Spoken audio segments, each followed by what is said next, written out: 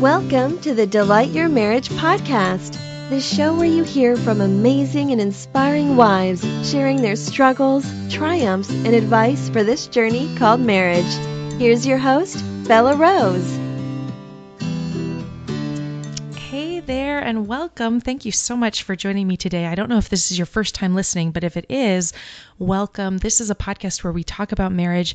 We talk about intimacy in marriage. We talk about the good stuff, the hard stuff. So I interview wives and intimacy experts, and I try to find out their secrets and how to have a fantastic marriage. So today is no different. I have Keelie Reason on. This is her second half of the interview. If you haven't heard the first one, she talks about how some life changes and career changes in her husband actually really affected her and caused her to really dive deep and figure out where her identity is and where it should be found. So listen to that. And then today we're going to be talking more about how to communicate well, how to fight well in your marriage. And we've got a lot of cool things to talk about. And I do have a challenge at the end for you. Now, I want to share an email or a message that I got recently from a listener, and I'm just going to share parts of it because it was a generous long email, so I really appreciated it. But it says, "Hi Belah, I recently found your podcast about a couple months ago, and I can't even put into words how much your podcast has positively affected my life. I appreciate so much all of the courage you show every time you put yourself out there in the interviews and each time you publish a podcast. Your voice is so soothing and your personality and attitude is so comforting. I love how you treat each guest as if they were a family member. It's evident that you respect each and every one of them, regardless of their past, and you don't judge them. I think you're setting a great example for many people out there, and it's simply amazing. And I am excited to catch up on the rest of the episodes." Well, thank you so much for that awesome message. That really encouraged me. If you haven't gotten a chance to review the podcast on iTunes, that would be such a treat. If you could do that for me, go to delightyourmarriage.com/iTunes to find out how, if you're not sure how. Okay, well, let's go ahead and jump into the interview, and I will talk to you on the other side.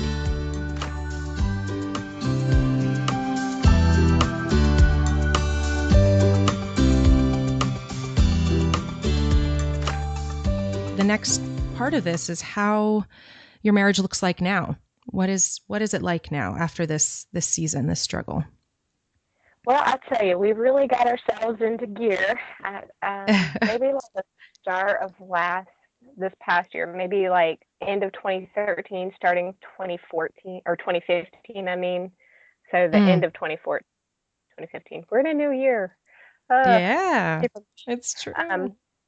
So probably somewhere around the start of 2015, I started looking around and realizing that we were coming out of the funk, just individually. Our jobs were becoming more defined. Our income was becoming more stable. Our earning opportunities were just growing. And I really started going, wow, God really brought us through this. And wow.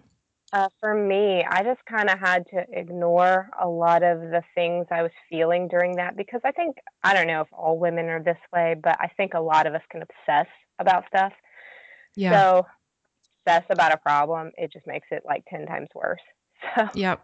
me not obsessing about everything really did help me. I just was like, I'm going to focus on my stuff.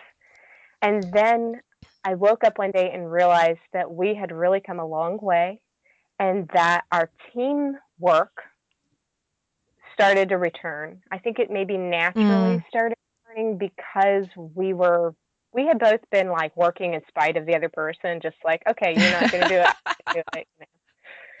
And then our team working tendencies that we've always had just kind of started naturally resurfacing. And we do have a phrase around here. We say, "Go Team Reason."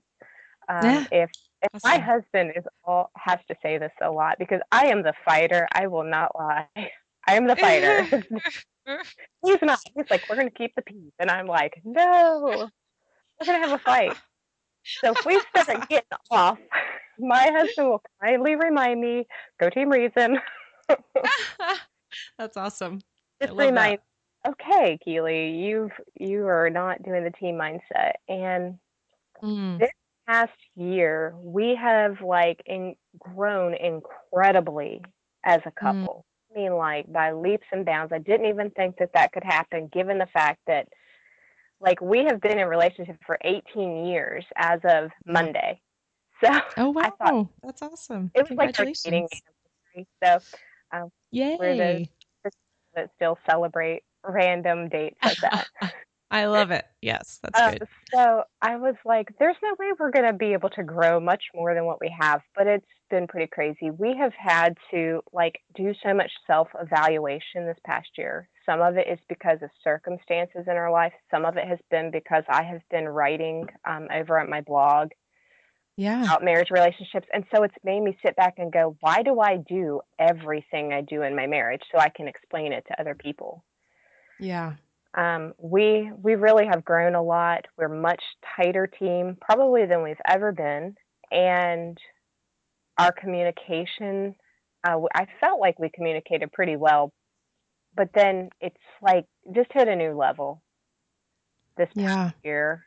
And I think some of our communication changes have been because we have both understood ourselves so much better. We went through Mm, that identity crisis, and we had to really evaluate who we are, why we do what we do, what we say. And because of that, part of our communication increase has been that we understand why we feel the way we feel, and we're able to communicate that to the other person better. mm-hmm. It's Yeah. not, you can't communicate with someone if you can't even identify your own feelings and share that. Mm-hmm. Mm-hmm. Yeah. Yeah. It's a key point of communication. You really have to know yourself to be able to know what's going on, to be able to relay that to the other person. Mhm. Mm-hmm. I want to ask you, so for a wife listening, when she's like, I really want our relationship to grow, but I don't have a blog, I'm not a writer, I don't have a map for this. Do you have some tips on how she can encourage her marriage to grow? Well, I think that what has really helped my marriage to grow this year is by being in relationship with other couples and just Mm, conversing with them. Because when you get around other people and you're intentional about your conversations, okay, so how do you handle this in your marriage? Or how do mm-hmm. you deal with that in your marriage? Or, my spouse did this thing and it's frustrating me. It's the same kind of thing you do with kids, like how do you raise your kid, how do you get your kid to go to the bathroom or whatever. um, Yep. that is Mm-hmm. a great way to build your marriage because you're hearing other people's ideas. You're really having to do a lot of self-reflection on your own to say, okay, this is why we do this.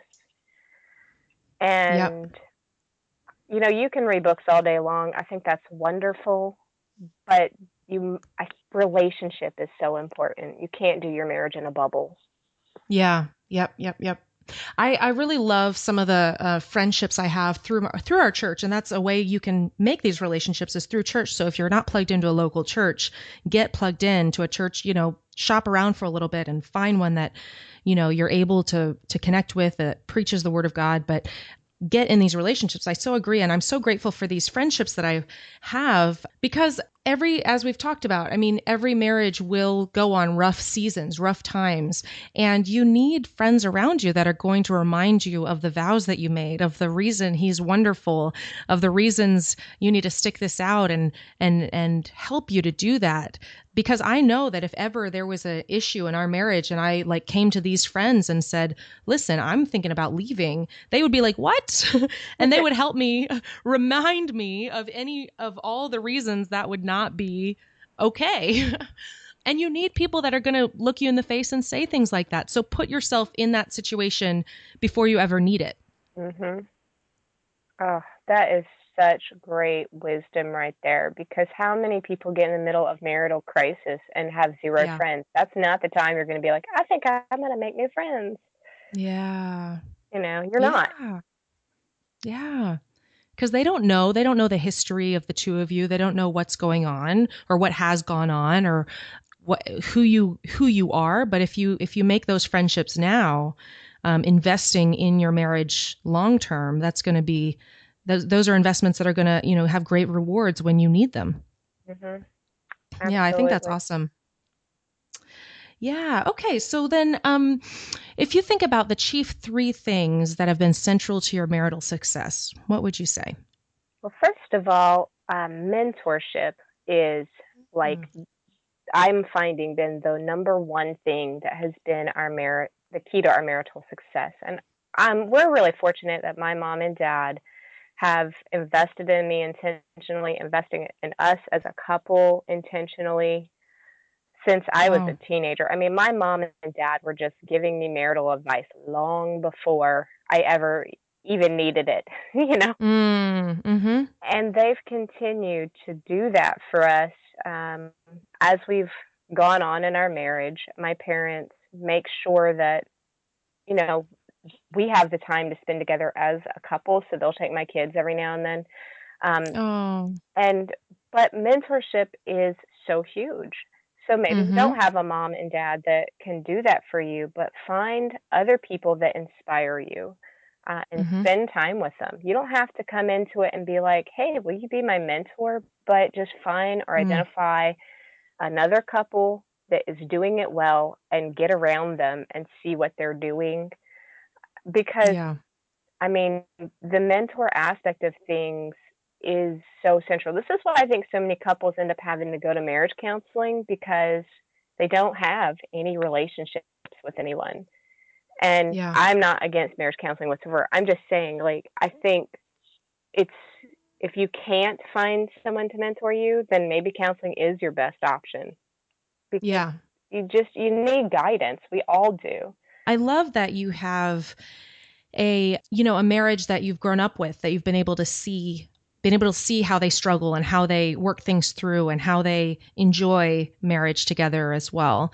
And I think that, I mean, honestly, that was one of the biggest reasons I started DYM, is because I grew up in a really broken marriage. My parents divorced when I was in my 20s, but the marriage was broken long before that. They had a lot of ways of handling things that was not healthy. And so that I needed to learn and see marriages that have stood the test of time, that have done this for 15, 20, 30 years, and really understand how they did that and understand their tips and their keys and their insights and their wisdom. And so I just encourage you, listener, if this is something, you feel a little desperate that, you don't know marriages that have stood the test of time and you're scared that yours won't. I just encourage you, I encourage you to continue listening to DYM, because that's really my purpose here, is to help give you a vision of success in your marriage. But number two is seek them out. Because I think Keelie has really touched upon a great point here, is that if you have this idea of being mentored by whatever God puts in your path, you're going to be seeking that out. You're going to be in this mode of learning to be a great marital partner, instead of being in this mode of, we're fine, we're going to figure this out, or we'll do it by ourselves or something. So if you just kind of put on that mindset of, I want to learn, I want to be a student of marriage, I want to do this well, godly, God honoring marriage, I think he's going to honor that. I think he's going to bring people to you that will be able to show you, will be able to teach you. Mm-hmm. Yeah, because that's really his goal. That's his will. He wants a great marriage for you. He wants the two to become one. He designed it this way. It makes all of us better. So, Mm-hmm. okay. So now I want to go to number two. Go ahead. Okay. Yeah, I already talked on learning to communicate. That is Mm, so huge. Not just talking, but talking to understand. And part of the communication, the key to communication has been understanding your spouse based off of who they are. You mm, can't, you have to listen through their form of communication, not just the way you do it. And we all mm-hmm. have different communication styles, and we all interpret things differently based off of who we are, our personalities, the way we grew up, or whatever. So that's why that self realization of what's going on inside of you, and Mm-hmm. sharing that with your partner, that's a huge part of the communication. Yeah, that's really good. I like that. Again, thinking about based on who they are. So thinking about your spouse and how they relate to the world. And I really love that. That's a very servant oriented view of marriage, where you're trying to figure out how I can best communicate to my husband versus, he should be able to understand me, we're not compatible, blah, blah, blah, instead of, no, I'm going to learn how I can communicate best to you. I think that's really wise, Keelie. I love that. Thank you. I mean, it would be like with our kids. You would definitely change the way you spoke to a child versus an adult. So we should be willing to do that for other adults and, speak to someone in a way that is going to resonate with them. Yeah, that's really good. And I would say that be a team. That's another key part of marriage. And I see a lot of couples struggle with that. I've struggled with it, obviously. When you stop being on the same team together, you look at the other person as your enemy, and you're just going to destroy each other. Yeah. I mean, there's nothing wrong with fighting, but if you're opponents in a fight, it's very different than being teammates in a fight. Yeah. Yeah, that's true. Now, when you say there's nothing wrong with fighting, like, I'm sure you have a context of like how you understand fighting. So if someone's trying to understand maybe a good fight versus a bad fight, what advice would you give them? Well, my mom always called them, we have heated discussions. Very different than fighting, I guess. You go. She's like, it's okay to be passionate in your words and what you say and work through a problem. It is not okay to tear the other person down and to bring up a lot of past things. But it is okay to get into a discussion that gets a little heated, a little debate, like between candidates or something. We can't be hurling insults at one another, but if you're not ever fighting, it probably means you're not really communicating. Like if you're never having a discussion that, somebody's walking away feeling frustrated about, you're probably not really communicating honestly to each other. Do you have any guidelines for how to communicate in a way that makes it a heated discussion? I would say that anytime my husband and I start having a conversation that starts getting a little bit heated and we see the other person is getting defensive or reacting, we try to stop what we're doing and realize we're probably not communicating ourselves very well. So we need to maybe reevaluate that. Yeah. And it's okay to share your opinions. It is. It's okay to walk away and go, I didn't agree with him on that. You don't have to always be in agreement about everything, but we are not going to yell at each other. We're not going to shout at each other. We're not going to, get physical or say awful things that have nothing to do with what we're talking about. But the whole purpose of that discussion is to figure out what the root problem is. And normally it's not got anything to do with that thing that you just got frustrated about. I mean, there was recently something that happened between my husband and myself. I had ran out to get some supper. He was setting up our table for us to eat. I came back and he had put a candle holder on there, and I was like, oh, I'm just going to put this up because I don't think it's needed. And that really hurt his feelings. Well, 2 years ago, I've had no clue why in the world that would have bothered him, but he was able to share with me, okay, this is why it bothered me. And I was able to go, okay, I get that, and apologize. Figure out how it's going to handle it in the future. It could have been a big fight, though. If we hadn't, learned how to communicate better. Yeah, I love, so a couple things I want to pick out that you said was, first of all, when you start to realize that the other person is having some emotion about what's going on, stop what you're doing. And that's, maybe seems obvious, but I think it's really key because that's honoring the other person's emotions, what they're going through, and to realize, okay, this is something that we need to take time to focus on. And so whatever you're cooking or you're doing something with the kids or whatever, stop what you're doing. Or I guess the other option is to pick a time to figure this out later. So maybe, I really want to focus on this. Do you think we could talk about it in a couple minutes? So then they feel heard, they feel respected, and you can't stop changing the diaper, for example, and you can focus on it later. Which I've got two toddlers. So I've got not quite toddler, but I've got a two-year-old and a 1-year-old, a 2.5-year-old and 1-year-old. Wow. So yeah, I've got lots of diapers going on. Recently we had a big diarrhea issue. And so there's lots of diapers in this house. That's so hard.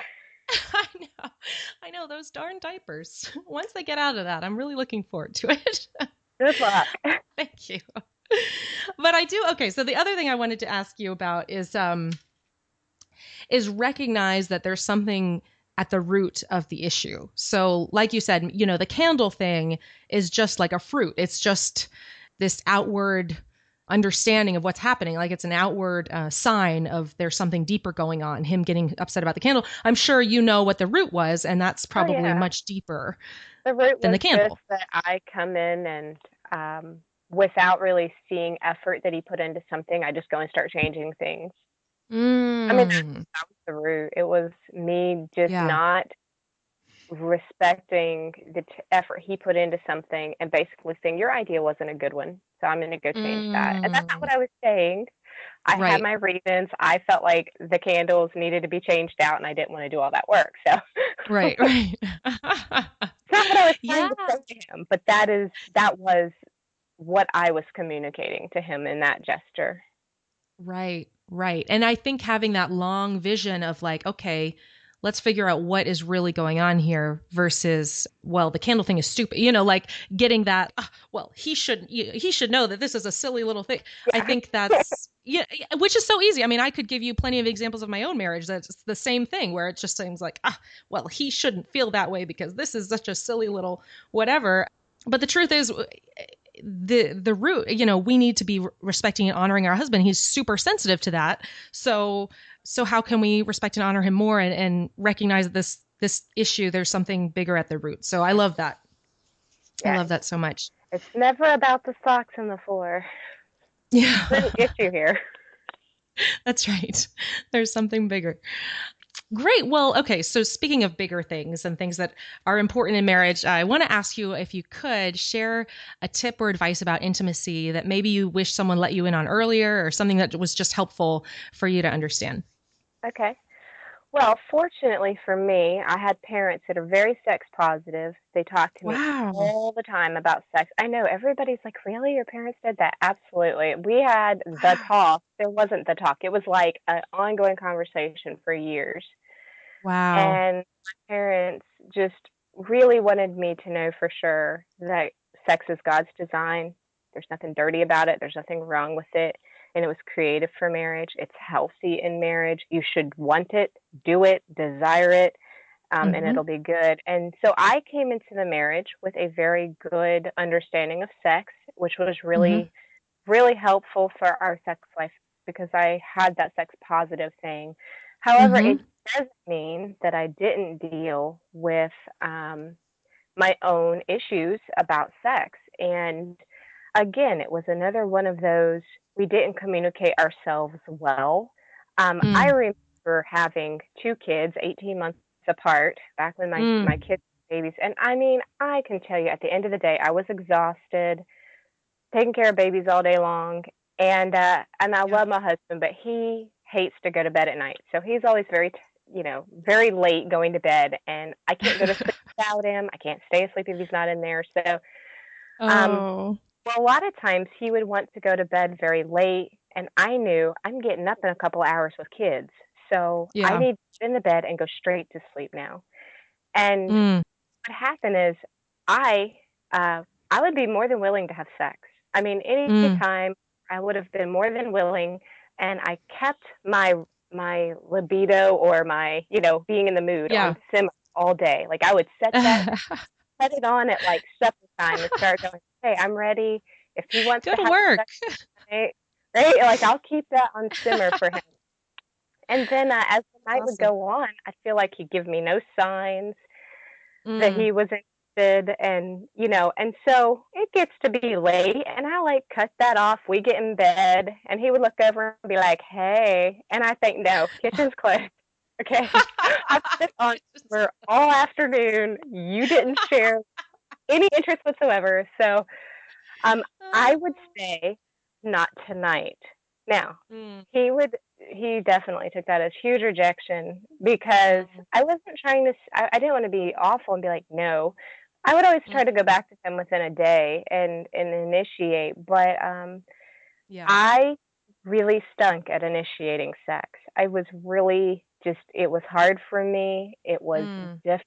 It was not something I felt comfortable with. As sex positive mm. as my family was, as Yeah, much yeah. as much as I enjoyed my intimacy with my husband, initiating felt so weird. Mm. Yeah, It it was can totally feel weird. I definitely hear that. Yeah. it is. It's so Yeah. hard. I don't know Yeah. what to do. I don't know what to say. I don't know how to get this ball rolling. Yeah. So Yeah. the biggest change in our life, because my husband's feeling rejected because this is going on for, years. He says Mm. years. I'm not really sure. Because again, it was a communication thing. Like I Yeah. was never not interested in sex. I just wasn't interested in sex at midnight when a baby's going to get up in 2 hours. So Mm. Yeah. I changed my mindset and I said, we're going to have sex every other day. And either I'm going to Mm. initiate it or he's going to initiate it. But this Mm-hmm. way, is if I'm going to initiate it, if I'm going to keep from telling him not tonight, obviously the ball needs to be in my court. I've got to process. I've got to put myself on simmer, you know. So I if it had been a day, I was like, okay, one way or the other, we're having sex tonight. So I'm going to start Mm-hmm. letting him know I'm going to have sex, and Mm-hmm. I'm going to let him know earlier on in the night. Hey, this is how our night needs to go because we're going to be intimate tonight. Mm-hmm. And I changed the other mindset that he changed was that, again, I was mom to little babies, and I felt like I was not a grown up whatsoever. I felt like I was a babysitter, a housekeeper, and Yeah. zero escapes in from motherhood. And then I started realizing that my time with my husband was that escape. It was my escape, Mm. mama. I could go and do this very grown up, very adult thing with my husband. I didn't cost a Yeah. thing. I didn't have to get a sitter, you know. Oh, I love that. Yes. Okay. So a couple things I want to just mention that I really love is you talked about putting yourself on simmer. I think that's such a great way of talking about getting yourself ready because we have to, as women, need to get ourselves ready, prepared for sex. And, men, they turn on like a light switch. They're like easy peasy. But for us, we need to have ourselves in the mode of, okay, intimacies happen soon. I'm going to feel a little more sexy. I'm going to wear special lingerie. I'm going to make sure I take a shower or whatever it is to make you feel like you're going to get ready to have sex. That's awesome. And then the other thing, I love that you were super proactive. So you made yourself a goal. You're saying every other day we're going to have sex. And I think as women, I talk about this in, it's episode 69, actually, that it's called Sex, How Much is Enough. And I kind of talk about my philosophy on, getting yourself prepared for sex and like how to, as a wife, make yourself feel more saucy in the moment, and so that's kind of my take on that. So if you want to go back and listen to it, feel free. I love that, that was kind of your mode of being really proactive on getting your sex life in order. And especially since that that's so important from your parents. So I love that. And then the other thing you mentioned was this is your time of escape, to designate this as a really good thing for you as out of mommy mode into adult time mode. So I want to ask you specifically, due to the marriage that you've had, what opportunities have you had to serve and get to know God? Well, my husband he's been a pastor for a number of years, and that obviously has given us a lot of opportunities to serve God. But in our dating life, we were very intentional about serving the Lord, finding ways to volunteer together. We worked at a children's camp for a while. In fact, we actually got married, and worked at a children's camp 2 summers in a row right out the gate. Plus, we had done some volunteering with them prior to that. So for us, we have just been very intentional, finding those opportunities to serve God and being open to the opportunities that He gives to us. My husband is the director of a food pantry now, so we see a lot of people come through there, have the ability to serve them. It's opened up a lot of doors in our community for us to talk to people, just kind of get out there, get to know people. But I would say that being very intentional is important as far as serving. Yeah. Yeah, that's good. So is there a book or a program that you would specifically recommend? Yeah, I was kind of thinking that over, and I wasn't really coming up with a whole lot in line with what I've talked about today, with the exception of initiating in your sex life more. That can be so, so hard. Yeah. And currently on my website, I have a list of bedroom games that I put together, and they're all free printables. Oh, fun. Have a lot of like foreplay moves and things like that. And I created our first bedroom game probably like 2 years ago before I ever even opened the blog. It was so awesome because it Yeah. pressure off of me in the bedroom. It was like, okay, I want to be sexy, but what does that even mean? I don't even know what to do. Right. I Right. want Right. to initiate. I want to have fun. I want to go outside of the box with you. I don't know what to do. So Yeah. my husband and I, we've brainstormed a lot for those bedroom games, and they're at lovehopeadventure.com/bedroom games. Okay. They have been really, I was surprised. They've really helped my marriage, even though I created the games. That's awesome. It really just kind of takes out that guesswork out of what should we do now? Well, what's that Yeah. card say to do? Yeah. And in that same thread, the datingdivas.com, they have a lot of bedroom games there. They are a huge inspiration for Love Hope Adventure. I followed them for a long time before I started my own website, and they have a lot of fun dating ideas. They give you free printables. They've got like a community you can pay for membership for. They do a couple of other things. And I love it because they give you romantic date idea nights. They give you like practical, let's go have fun as a couple. They also have like some couple date ideas. Mm-hmm. And those would be my top resources for developing intimacy, just being better friends, that kind of thing. Oh, that's awesome. I love that. Okay, I found bedroom games on your website. You know what? Okay. The link is just a little different. It's bedroom-games. So I'll have it linked up on Delight Your Marriage if you want to go there and you can just click. Okay, well, my final question for you is about if you could go back to your first year of marriage and sit yourself down, what's one piece of advice that you would give to you? Well, I would say that I should initiate sex more, because that is definitely something that is really important. Yeah. That I would be more willing to let my husband be who he is and make his own decisions, even if I don't agree with him.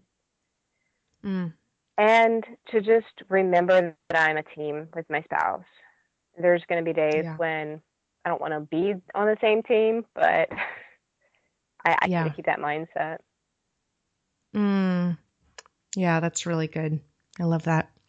So if you could also share where our audience can find and connect with you online. Well, you can always go to my website, lovehopeadventure.com. I'm also on Twitter, lovehopeadvent, and I am on Facebook. And my community is Love Hope Adventure over there. Awesome. Okay. Great. Well, I'm really excited for us to continue, connecting, and I hope that our listeners will go to your website because you've got some really great articles there and also about initiating. Maybe we can have you on again and we can talk specifically about initiating and you can give us more of your insights. I would love that. It would be great. It's a very difficult thing for anyone to do. Yeah, there's a lot there. There's a lot to it. So I'd love to dive into that more. Okay, well, Keelie, thank you so much for sharing. I just so appreciate your insights and your wisdom. Thanks for having me on. All right. Thank you so much for listening. And I do have a challenge for you, as I promised. Now, Keelie talked about initiating sex, and if that's something you're uncomfortable with, I would say go ahead and stretch yourself. Now, we are going to have another episode on initiating. Keelie's going to come back and talk to us about it. But until that time, I say if you're not comfortable with it yet, the only way to start getting comfortable is to start stretching yourself outside of your comfort zone and doing what might be unfamiliar territory, but starting from there and going forward. And again, I'm going to have another challenge for you in the future, and some more insight about it as well. But for right now, what you can do is one thing that you know your husband would want or like or enjoy even, just going for it, whether it's wearing that extra sexy outfit just for him, maybe, or texting him some lingerie pictures or something along those lines, or whether it's actually initiating sex if that's uncomfortable for you. Whatever it is, do that extra step this week. That is my challenge for you. All right, I will talk to you next Tuesday. Between then and now, I hope you have a fantastic week. Love your husband or your wife if you're a husband very intentionally this week. And if you get a chance, please leave me a review on iTunes. That would be awesome. God bless you. I love you. I'm praying for you and your marriage, and we will talk soon. Thanks for listening. If you've been blessed by this, why not share it? Until next time, live with love, wisdom, and passion.